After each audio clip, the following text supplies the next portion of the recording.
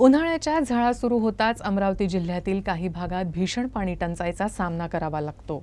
यंदाही काही गावातील नागरिकांच्या पायपीटीला दुर्दैवी सुरुवात झालेली आहे।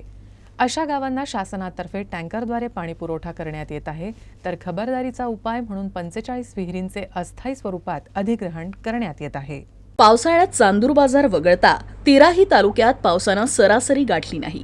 त्यामुळे जमिनीचं पुनर्भरण न झाल्यानं मार्च पश्चात भूजलस्तरात कमी येत आहे। त्यामुळे अनेक गावांचे जलस्रोत आता कोरडे पडत असल्यानं पाणी टंचाईची दाहकता वाढली आहे। त्यामुळे उपाययोजना आचारसंहितेत अडकल्यानं अनेक गावे तहानली आहे। आयोगाच्या निर्देशानुसार केवळ टँकर सुरू करणे आणि विहिरींचं अधिग्रहण यालाच मुभा असल्याची माहिती प्रशासनानं दिली आहे। प्रशासनाच्या साप्ताहिक अहवालानुसार सद्यस्थितीत अमरावती तालुक्यात 7, भातकुलीत 1, चांदूर रेल्वे 3, नांदगाव खंडेश्वर 16, अचलपूर 3, मोर्शी 11 तसेच वरुड आणि चिखलदरा तालुक्यात प्रत्येकी 2 खासगी विहिरींचं अधिग्रहण करण्यात आलं आहे।